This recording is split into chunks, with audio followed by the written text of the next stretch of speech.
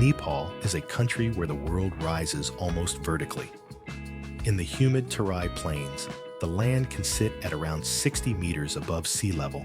Then within the same national border, it rockets to 8,148, 86 meters at the summit of Mount Everest. And that breathtaking height is not finished. The Himalaya exists because continents are still colliding pressure that builds beauty, but also danger. On April 25, 2015, a 7.8 earthquake reminded everyone that this landscape can change in less than a minute.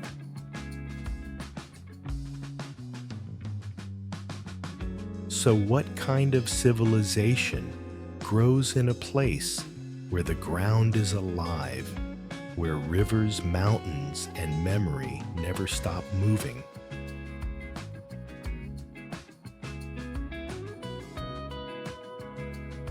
Nepal's landscape does not feel arranged. It feels pressed, as if the planet folded itself here and never fully relaxed. The Himalaya exists because the Indian and Eurasian plates collided, creating one of Earth's highest mountain belts. The force behind that collision is not a story of the past. It is an active engine that keeps reshaping slopes, valleys, and fault lines.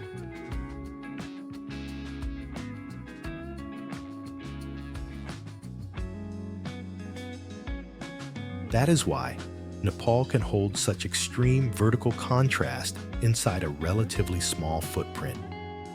In the south, the country drops into the Terai, low, warm, and heavy with summer humidity. In the north, the land leaps into the Great Himalayan Wall, where snowfields, ice falls, and thin air turn distance into an illusion. Even Nepal's elevation range tells the tale like a single sharp sentence from around 60 meters above sea level to 8,848.86 meters at Mount Everest.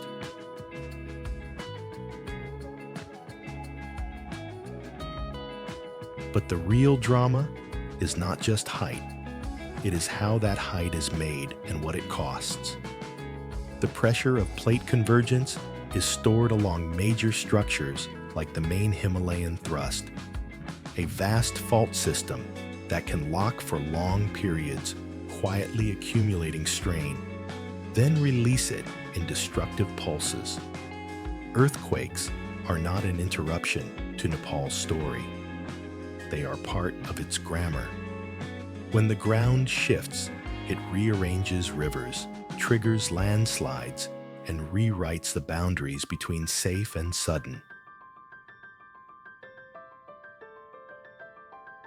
The surface geography carries clear fingerprints of this restless architecture. Nepal's mountains are young in geological terms, steep, sharp, prone to fracture, so gravity is always waiting for a moment of weakness. Add the seasonal rhythm of the South Asian monsoon, and the country becomes a place where water behaves like a sculptor with unlimited time. Rain does not merely fall, it excavates.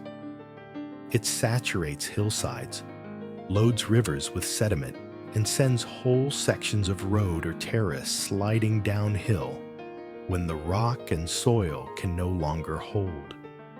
In the monsoon months, cloud becomes a ceiling, and valleys feel like corridors for wind and water, not just scenic routes.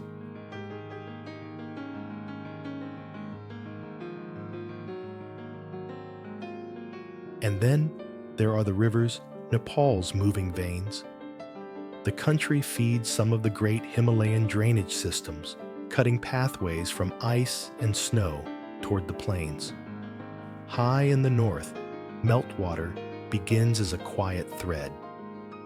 It becomes a roar as tributaries meet, carving deeper channels through brittle rock, rushing past villages that learned long ago to build with the expectation that the mountain might someday reclaim the slope. Even when the sky is clear, many of these rivers run with a pale mineral haze, stone ground into flour by glaciers, and carried downstream like a signature.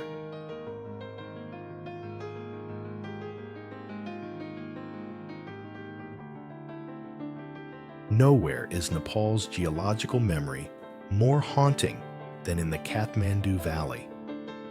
At first glance, it looks like a natural amphitheater hills, rising on all sides, a broad floor, in the middle, a city spreading outward like an ink stain.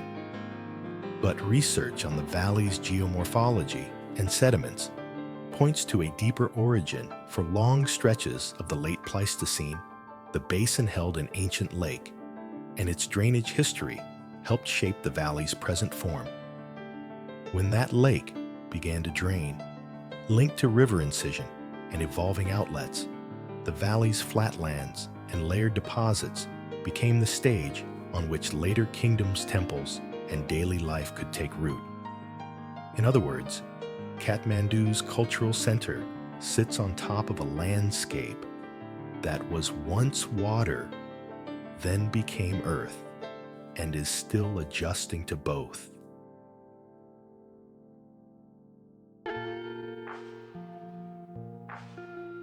Farther north, the high Himalaya delivers the iconic images, ridgelines like broken glass glaciers, wedged into shadowed bowls, prayer flags snapping in wind that seems to come from the curvature of the planet itself. Everest's height, jointly announced by Nepal and China in 2020 as 8,948, 86 meters, is not only a measurement, it is a reminder that even the top of the world is under negotiation between rock ice and tectonic uplift.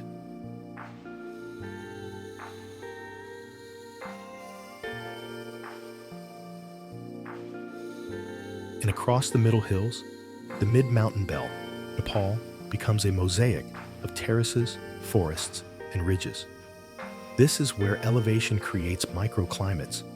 One slope may be damp and green, another dry and bright, depending on sun exposure and wind. It is also where geology turns personal. A ridgeline can decide which village receives water in spring. A landslide scar can reshape a family's future overnight. A fault deep beneath the surface can determine how houses are built, how roads are planned, and how communities recover after shaking.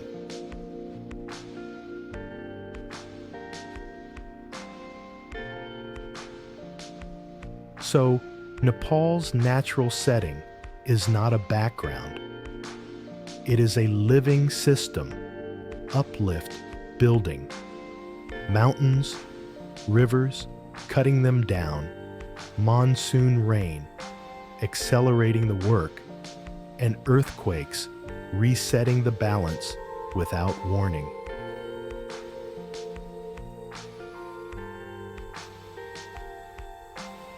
And with that in mind, one question begins to feel unavoidable if the ground itself is still in motion. What does it mean to call any place home?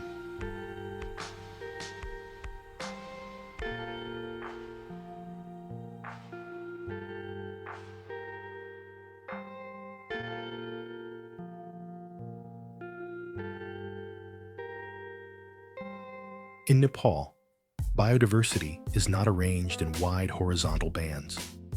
It climbs. In a single day of travel, ecosystems can shift the way a film changes genres, tropical humidity giving way to temperate forests, then to alpine grasslands, and finally to a world where almost nothing grows except lichen-stubborn moss and the memory of summer. Nepal's ecological richness is often explained by this altitudinal variation, which allows a small country to hold multiple biomes and a mosaic of habitats compressed into tight distances. National Biodiversity Reporting describes 6 biomes, 35 forest types, and 118 ecosystems shaped by climate and elevation.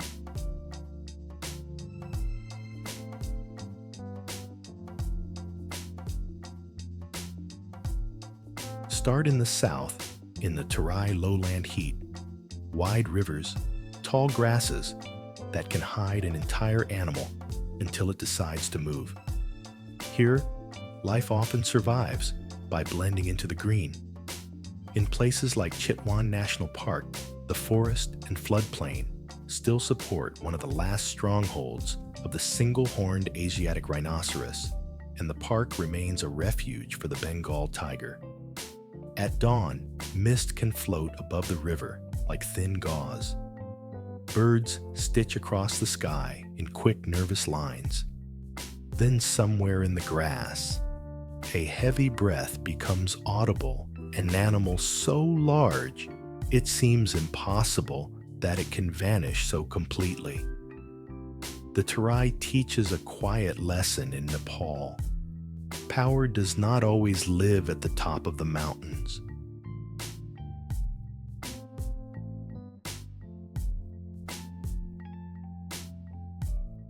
But Nepal's biodiversity story becomes even more dramatic as the land rises into the middle hills. The air cools, forests thicken. This is the realm of broadleaf trees, pines. And when spring arrives, hillsides that flash with rhododendron, Nepal's beloved national flower, known as lali gurans. Color here is not decoration. It is a seasonal announcement, a signal to insects, birds, and people that a world is turning again. The soundscape changes to fewer insects, more wind through needles, the distant knock of woodpeckers, the low murmur of streams working patiently downhill.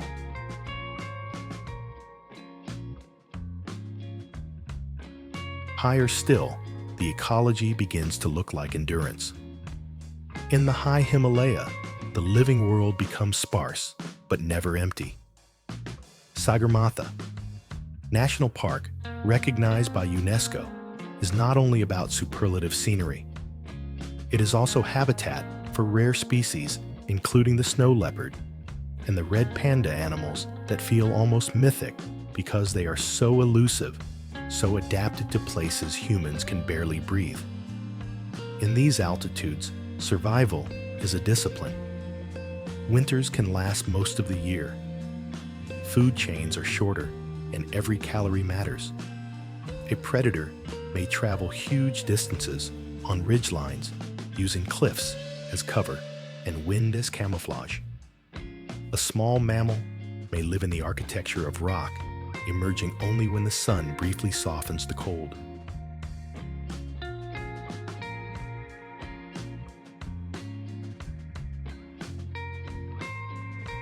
Between these extremes, Terai to Himalaya, Nepal's ecosystems form a vertical corridor that supports not just iconic species, but relationships. In the trans-Himalayan rain shadow regions and high alpine zones, the snow leopard is often linked to prey like the blue sheep, barrel a species studied in Nepal's high mountains for its role in supporting large predators. This is where ecology becomes a story of balanced prey. Animals scanning slopes, predators reading terrain, and human communities sharing the same space, often with different definitions of risk and need.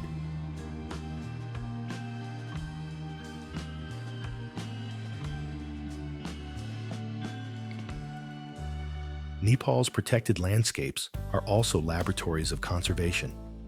In the lowlands, rivers thread through parks and buffer zones, carrying not just water, but entire micro-worlds, fish, insects, birds, and reptiles that depend on healthy flow and clean banks.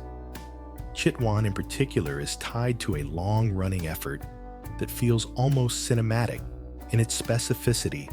The Gharial Breeding Center, established in 1978 at Kasara to protect and rebuild populations of the endangered fish-eating gharial crocodile.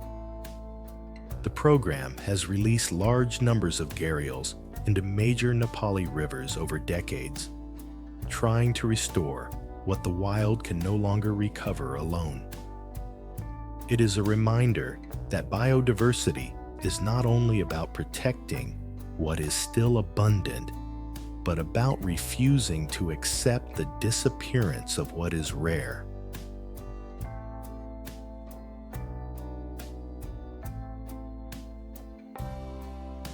And then there is the sky. Nepal has become a symbol of one of the most dramatic bird conservation stories in South Asia, the fight to bring back vultures. Across the region, vulture numbers collapsed in the 1990s and 2000s, due largely to veterinary drugs like diclofenac contaminating livestock, carcasses, an ecological disaster that removed nature's cleanup crew and triggered cascading problems. Nepal's response included community-based protection and the creation of vulture safe zones, including a major milestone in 2021 when a zone was declared truly safe after monitoring drug threats and survival rates. Suddenly, the biodiversity story is not only about animals. It is about medicine policy farmers and the fragile chain of decisions that can either poison a landscape or heal it.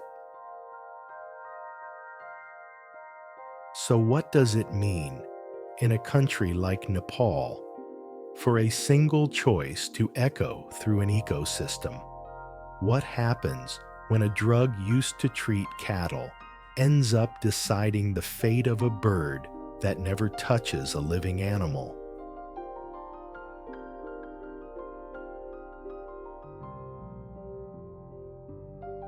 Seen from far away, Nepal's biodiversity might look like a list species, names park boundaries, threat categories.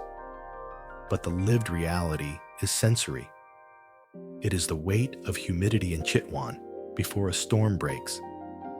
It is the sudden silence when a tiger's presence is suspected but not confirmed. It is the sharp scent of pine in the middle hills and the bright shock of rhododendron against gray rock. And in Sagarmatha, it is wind so cold it feels metallic, moving across glaciers and ridge lines, where life exists at the edge of possibility.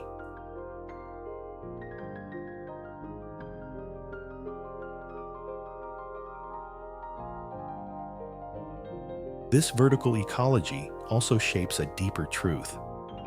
Biodiversity here is not a separate nature away from people.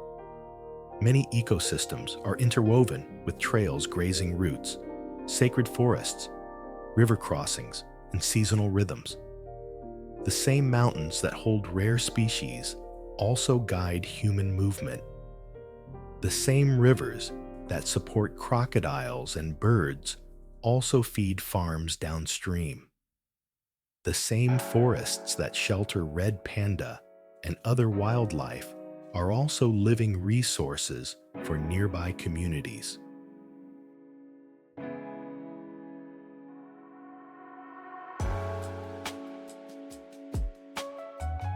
That is why Nepal's biodiversity feels like a question the country keeps asking quietly, persistently, at every elevation. How much can be taken before a landscape stops giving back? And when a species returns from the brink, what exactly is coming back? An animal or an entire missing function of the world? The camera can linger on a footprint in wet sand or on prayer flags snapping above a tree line. In Nepal, both scenes belong to the same ecological story, one written in fur feather leaf and snow and revised every season.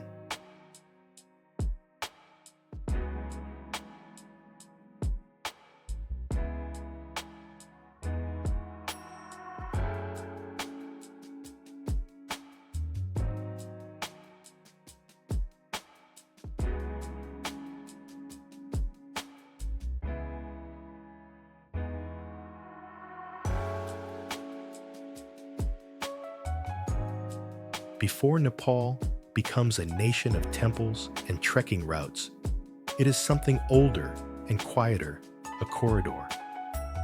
A narrow strip of earth where the warm Indo-Gangetic plains press up against the cold high logic of the Himalaya. For tens of thousands of years, long before anyone named these ridges movement, through this terrain would have been shaped by the same forces that still govern life today. Water altitude season, and the simple question of what the body can endure.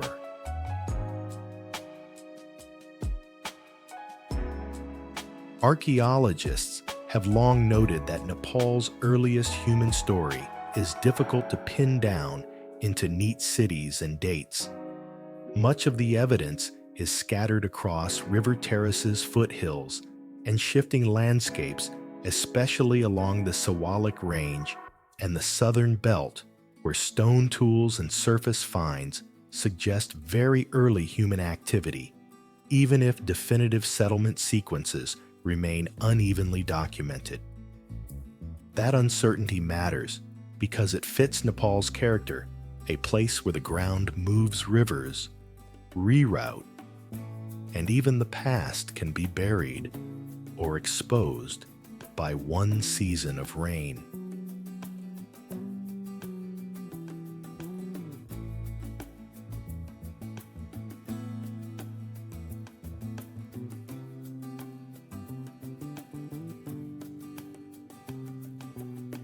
Yet the larger pattern is clear. Nepal's geography invites a certain kind of human intelligence, an ability to read slopes, to store food against weather, to build paths where no path wants to exist. In the lowlands, communities could live with abundance and heat, growing crops on flatter ground and following rivers that braided through forests. In the hills, people learned the discipline of terraces, turning steepness into steps and steps into survival. And higher still, human life became a negotiation with thin air, not conquest, but adaptation.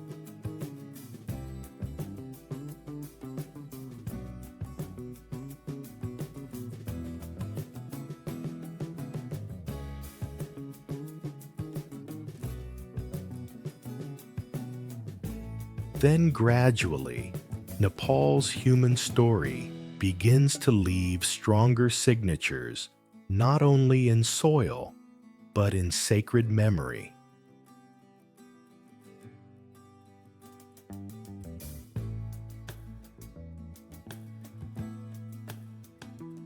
In the southern plains, Lumbini stands as one of the most powerful anchors.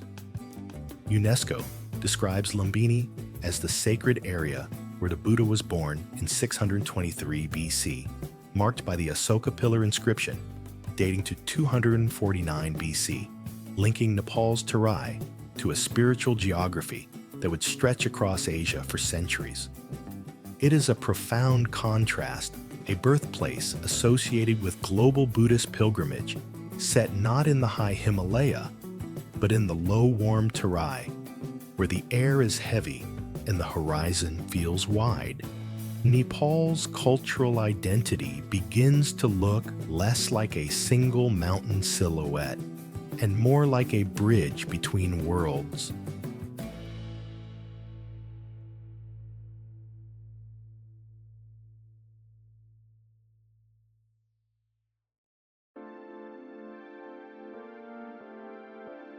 Move north into the Kathmandu Valley, and the tone changes again. This valley is not just a basin surrounded by hills.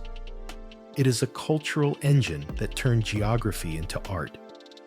UNESCO's Kathmandu Valley listing identifies 7 monument zones: the Durbar squares of Kathmandu, Hanuman Doka Patan, and Bhaktapur, the Buddhist stupas of Swayambhu and Baudhanath, and the Hindu temples of Pashupati and Changu Narayan, together illustrating the valley's historic and artistic achievements.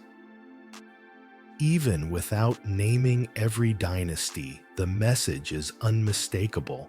Here belief was built into wood and brick, hammered into bronze, carved into doorways, and arranged into courtyards that held daily life.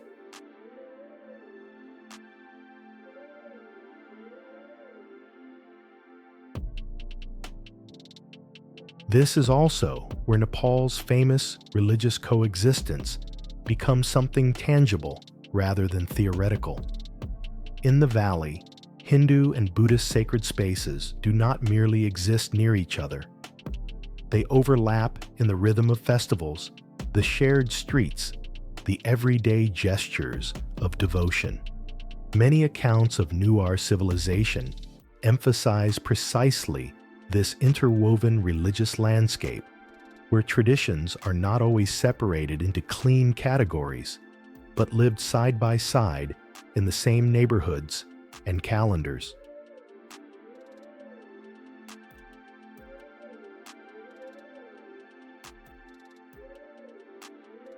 So a deeper question emerges in a place where mountains tower like walls.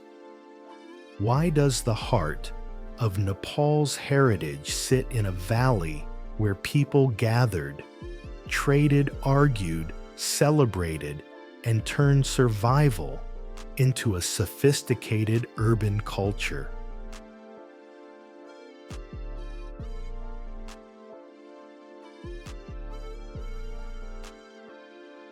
Beyond the valley, Nepal's early cultural map widens into many identities shaped by altitude and border.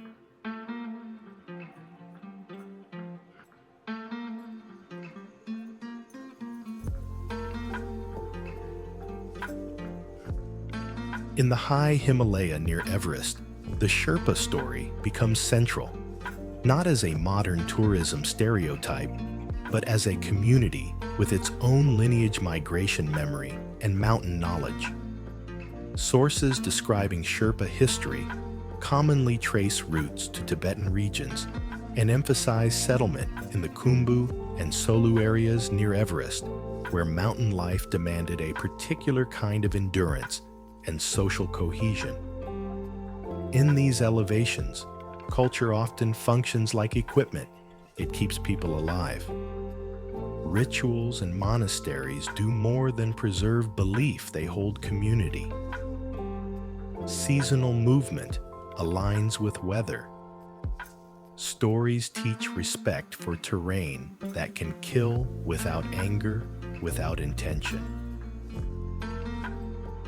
And between Nepal's southern plains and northern heights, trade routes help braid cultures together. For centuries, goods and ideas moved through Himalayan corridors, connecting Tibet, the Middle Hills, and onward to India, a commerce that was never only economic. It carried languages, artistic motifs, religious texts, marriage ties, and political influence. Accounts of trans-Himalayan exchange describe ancient salt trade routes linking the Tibetan plateau to Nepal and beyond, and historical analyses note Kathmandu's role as a key entrepot during periods when these routes flourished. Caravans crossing high passes were not simply transporting salt and wool. They were transporting connection proof that even in the world's highest terrain, isolation is rarely complete.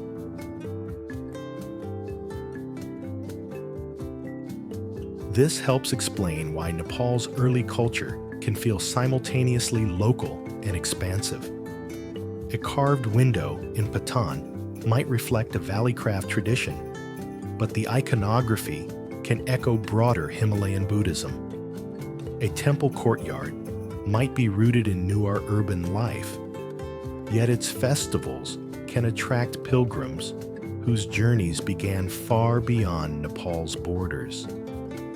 A mountain community might hold a fierce sense of independence while still living within a spiritual universe shared across the plateau.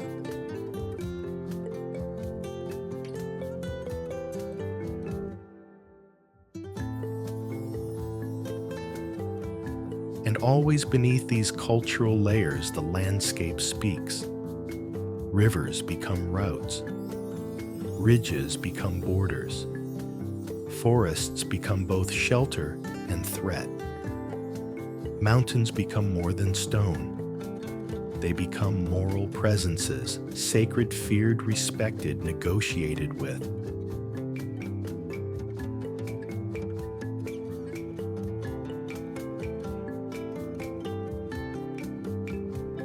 So when people ask, who lived here first?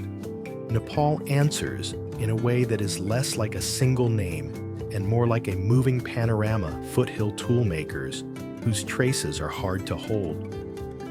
Lowland sacred sites that tie Nepal to the great currents of Asian history. Valley civilizations that built dense urban artistry. Mountain communities that learned to live with altitude as a permanent teacher. And traders whose footsteps stitched the Himalaya into a living network. And perhaps the most haunting truth is this: in Nepal, culture often looks like a response to motion of plates of rivers, of caravans, of pilgrims, of seasons of memory.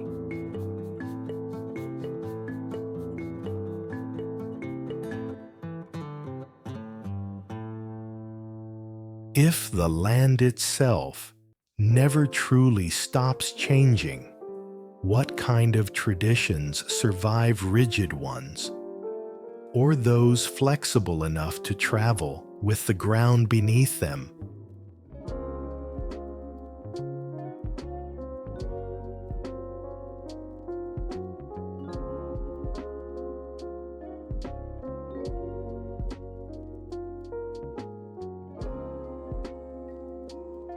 For centuries, Nepal's exploration did not always look like a foreign flag planted on a summit. Often, it looked like something more intimate: artisans mapping the divine into wood, and brick traders threading high passes with salt, and wool kings turning valleys into civic theaters, and armies learning how to move like water through hills.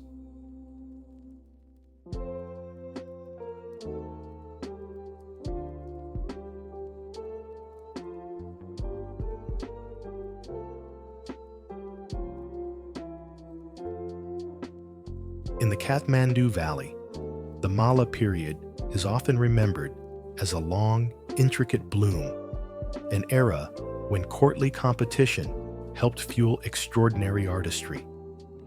Multiple sources describe how the Mala rulers shaped the valley's urban form and temple culture, leaving behind palace complexes, courtyards, and the architectural language that still defines Kathmandu Patan and Bhaktapur's historic cores. The result was a landscape where the city itself became a kind of scripture-carved struts, holding deities above doorways, brick pagodas rising like layered prayers, and public squares designed not only for power, but for festivals, processions, and daily life.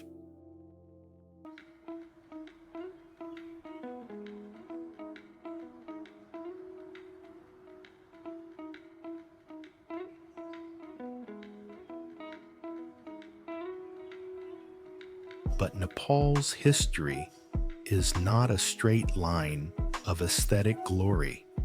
It is also a story of fractured polities, small hill states, and competing valley kingdoms, until one mountain kingdom began to imagine something larger.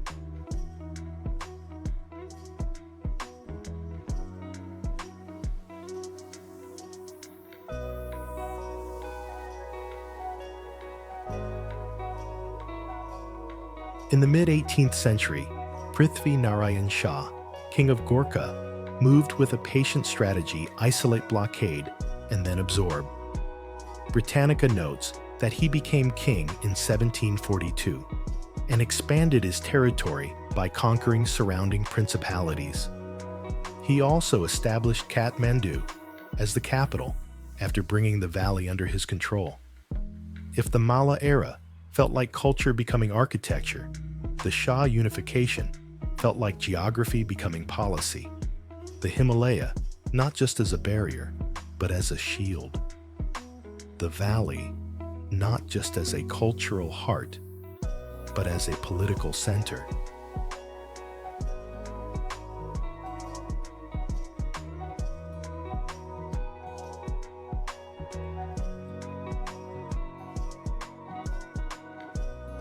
This shift matters because it reframes Nepal as more than a crossroads.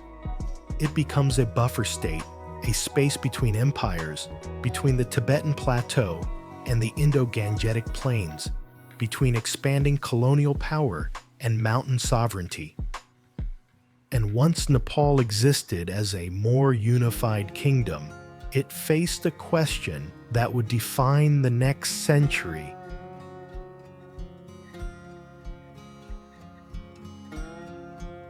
How does a small country survive when larger powers begin to measure land not by sacred meaning, but by strategic distance?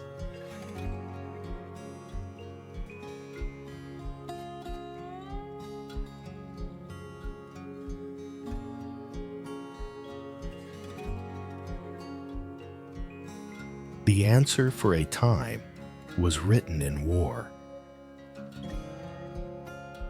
The Anglo-Nepalese War, 1814-1816, also called the Gorkha War, broke out between the Kingdom of Nepal and the British East India Company. It ended with the Treaty of Sugauli Britannica, spells it Sagauli, signed on March 4, 1816, which forced Nepal to renounce claims to disputed lowland territories and to cede lands west of the Kali River, extending toward the Sutlej. The treaty was a wound, but also a boundary line that helped Nepal remain Nepal, a country pressured into contraction, yet not swallowed.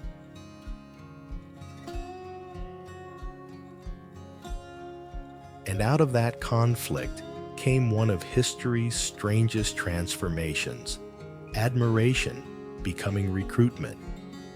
Accounts from the Gurkha Museum and the Gurkha Welfare Trust describe how British officers impressed by Gurkha soldiers' fighting qualities began recruiting Gurkhas into British service as early as 1815, even before the war formally ended.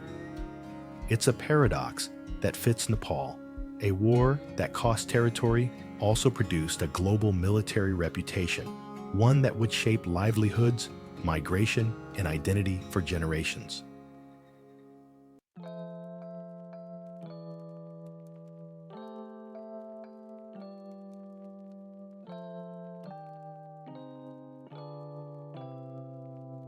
Yet even while Nepal navigated foreign pressure, the greatest power struggles were often internal.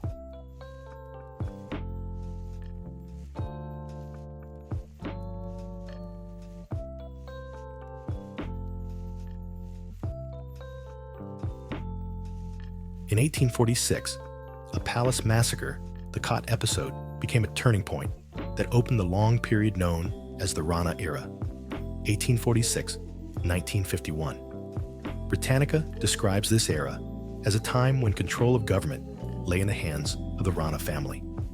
Jung Bahadur seized power in 1846, made himself permanent prime minister, and established hereditary Rana dominance that lasted until 1951. Under the Ranas, Nepal maintained relations with the British, receiving support that helped preserve the regime's stability.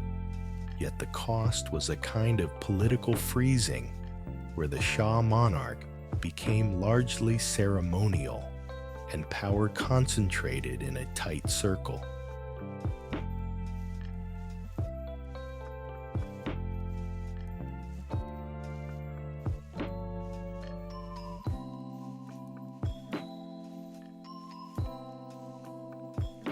So Nepal's development in this era can feel double-edged. On one side, the state survives, avoids full colonization, and carefully manages foreign relations. On the other, the country's internal modernization and political openness were constrained by an oligarchic structure.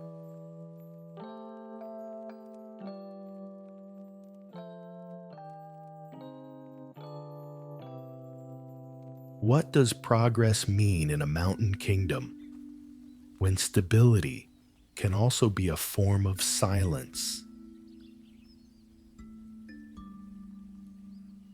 Then, in the 20th century, a new kind of exploration began to redefine Nepal's global image mountaineering.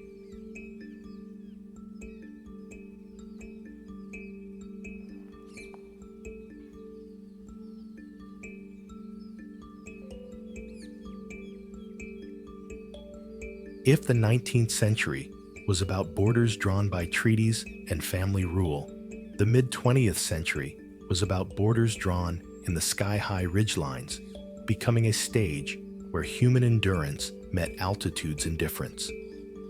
In 1950, the French Annapurna expedition, led by Maurice Herzog, achieved the first ascent of an 8,000-meter peak summiting Annapurna, or 8 Zunainimen, on June 3, 1950, a milestone often described as the first successful climb of any 8,000er. The story is famous not only because of the summit, but because of the cost, the brutal descent, the frostbite, the thin line between heroism and tragedy.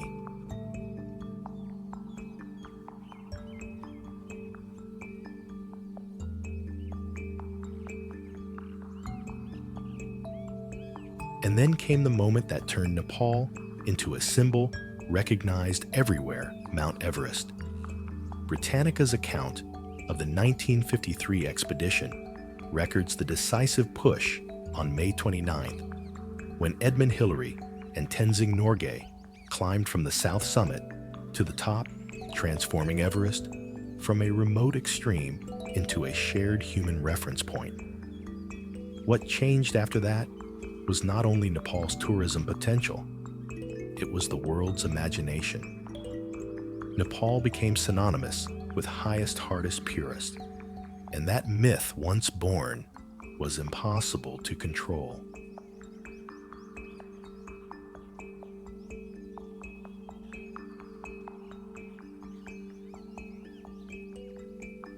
But Nepal's historical development is not only Everest headlines.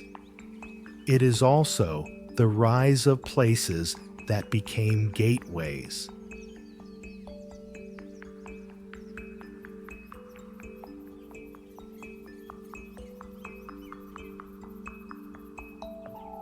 Kathmandu remained the political and cultural heart, layered with centuries of temple squares and royal complexes shaped across dynasties.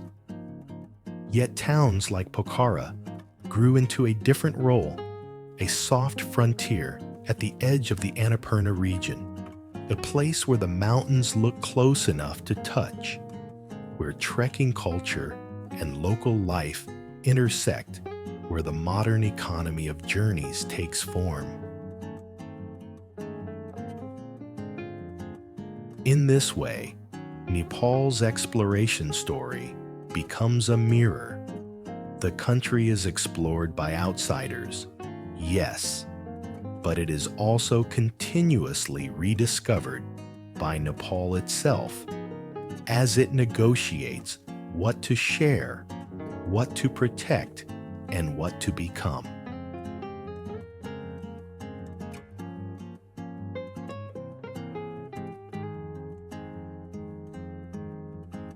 By the time the Rana era ended in 1951, Nepal was standing at the threshold of a new chapter, more exposed to regional politics after the British withdrawal from India, and more visible to the world as mountaineering and travel brought international attention.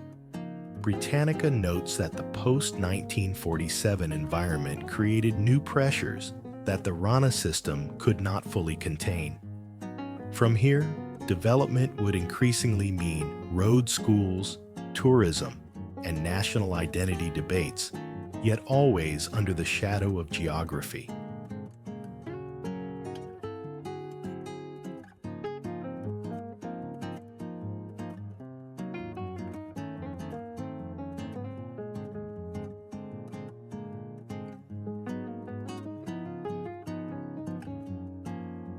Because Nepal's history does not happen on a flat map, every political shift is filtered through terrain. Armies move differently in hills. Markets emerge where passes allow. Capitals matter because valleys allow density. And global fascination often fixes on the peaks. But the country's true continuity is in the middle spaces, the ridges, the rivers, the towns that live between snowline and jungle.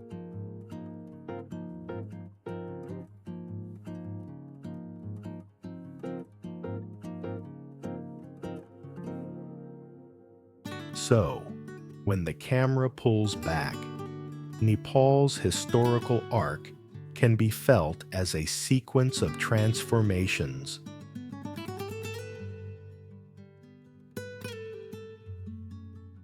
Valley kingdoms refining a golden urban culture.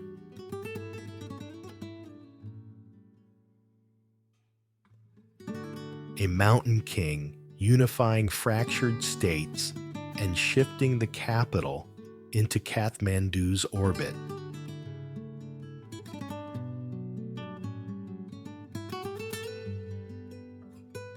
A war that shrank territory but forged a military reputation recognized far beyond Nepal's borders.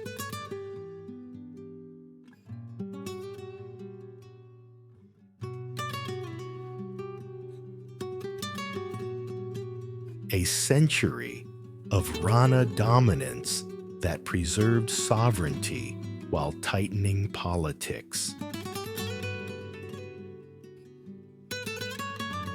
And finally, the high-altitude age, Annapurna and Everest, turning Nepal into a global symbol of extremes.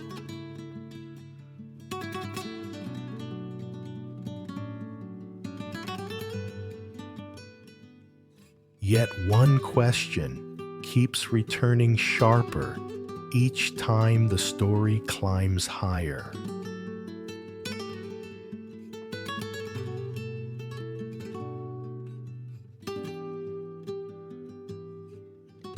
When the world comes to Nepal, chasing summits, what parts of Nepal's deeper history, its valleys, its treaties, its quiet centuries, do they never notice?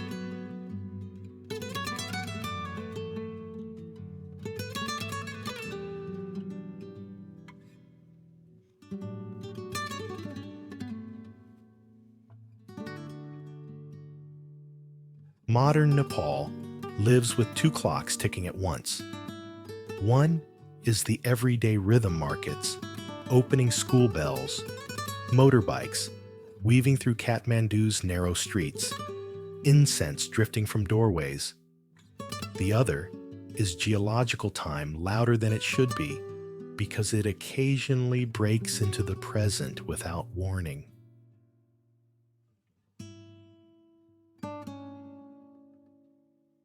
On April 25, 2015, that second clock struck hard.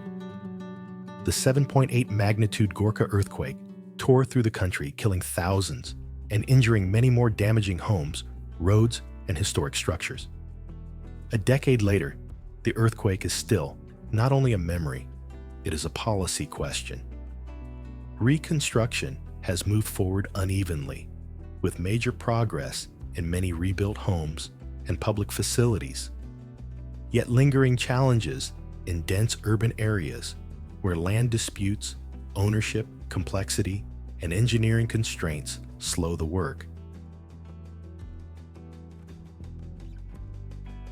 And nowhere is that tension more visible than in Nepal's cultural heritage. Kathmandu Valley's temples and palace squares are not museum pieces that can be lifted into storage. They are lived spaces woven into festivals, morning rituals, and daily worship. UNESCO has described the earthquake's damage to cultural heritage and the significance of gradual restoration, emphasizing both Nepal's vulnerability and the importance of preparedness and resilient recovery. To rebuild heritage is to rebuild identity. But it is also to make choices: which materials are authentic, which techniques are safe, what gets prioritized when time, money, and skilled labor are limited.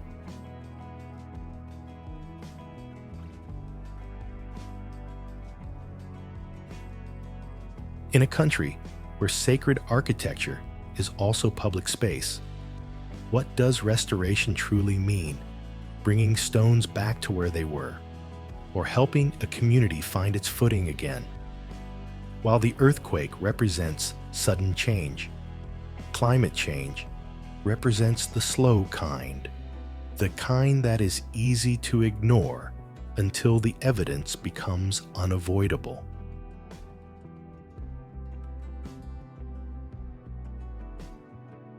Across the Hindu Kush Himalaya region, scientific assessments have warned that under high-emission warming trajectories, the region could lose around 2/3 of its glaciers by 2100, with major implications for water systems and downstream communities. For Nepal, this isn't just about scenery. Glaciers and seasonal snow act like natural storage, releasing meltwater into rivers that people depend on for drinking water, irrigation, and hydropower. The fear is not a simple single outcome. It is a sequence-altered melt timing, unstable slopes, greater risks of floods from glacial lakes, and long-term stress on water reliability.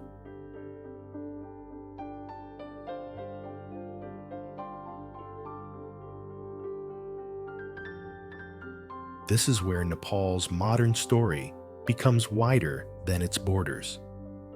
The Himalaya has often been called one of Asia's critical water towers in public discussions because what happens in high mountains does not stay in high mountains. When the ice changes, the calendar of rivers changes, and that can reshape farming seasons and energy planning far away from the peaks.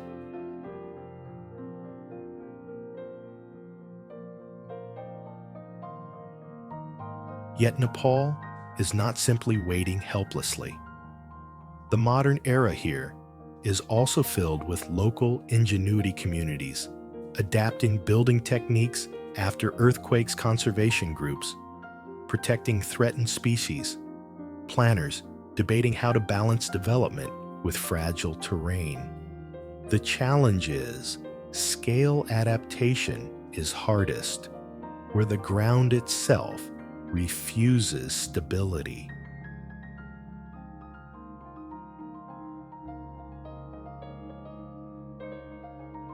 If the mountains are changing slowly and the earthquakes can change everything fast, how does a country plan for both at once? Then comes tourism, the modern force that can feel like a gift and a burden in the same breath.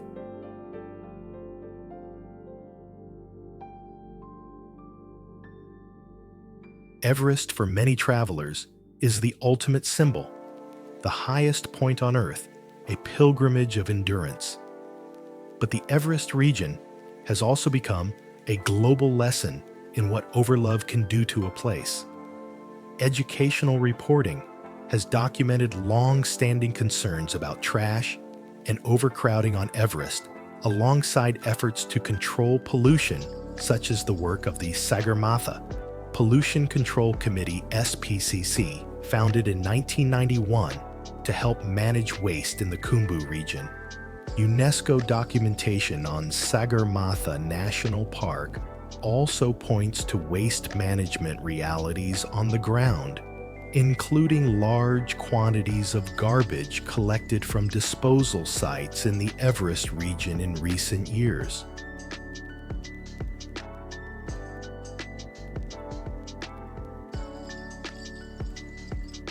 The point is not to shame visitors.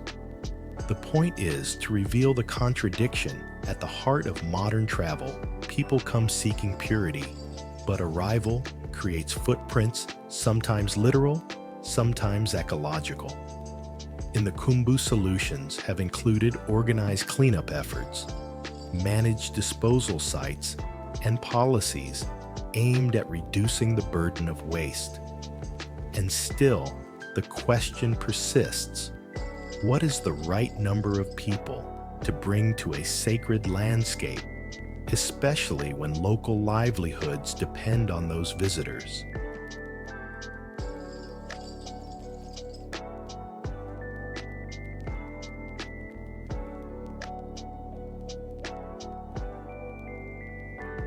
Meanwhile, beyond Everest, Nepal's cultural life remains vivid and stubbornly alive. Kathmandu's streets still swell during festivals. Stupas still gather devotees. Mountain villages still mark seasons with rituals tied to weather and harvest. Modern Nepal is not a country frozen in postcard imagery. It is a place where smartphones exist beside prayer wheels, where new roads meet old footpaths, where a single valley can hold centuries of art and a decade of reconstruction scaffolding.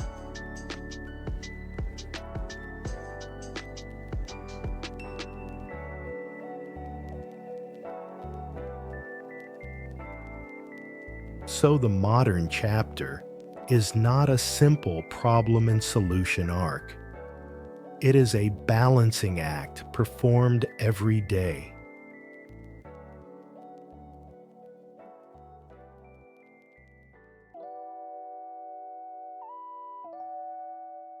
Rebuilding after a disaster without turning heritage into a theme park.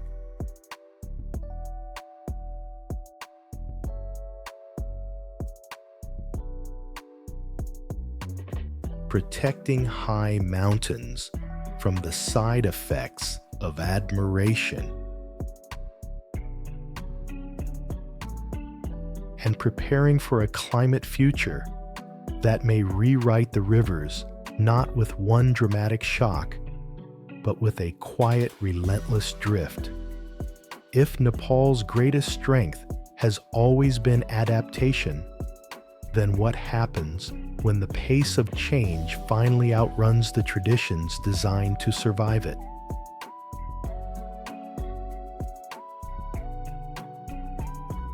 Nepal is often described with superlatives: highest, steepest, most sacred, most extreme.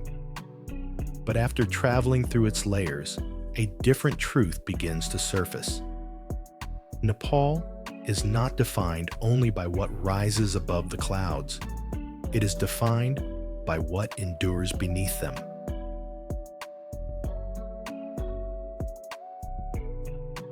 This is a country shaped by collision continents pressing together mountains, lifting upward valleys, filling and draining rivers, cutting their own stubborn paths.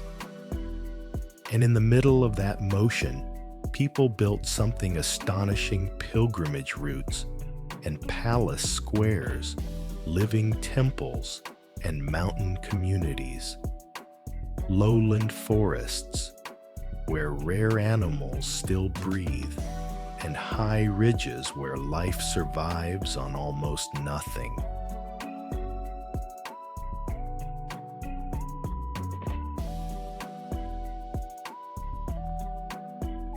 But Nepal's beauty has never been risk-free. The 2015 earthquake, proved how quickly the ground can change a nation's future. And the glaciers and snowfields of the Hindu Kush Himalaya remind us that the slow changes may be even more consequential because they reshape water seasons and security for far more people than those who ever stand near the summits.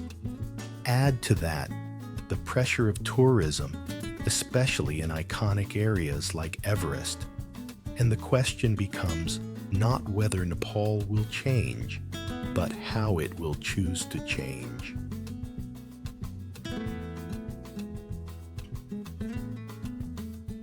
So the call to action is simple, but not easy.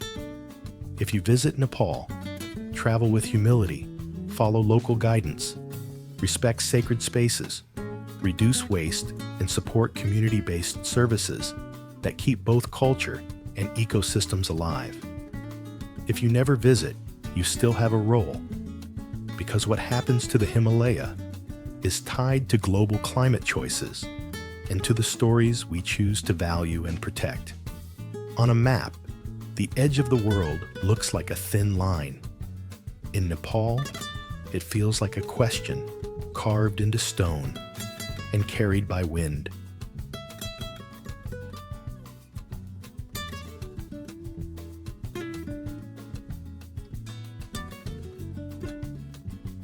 If the earth is still rising here, what are we rising toward?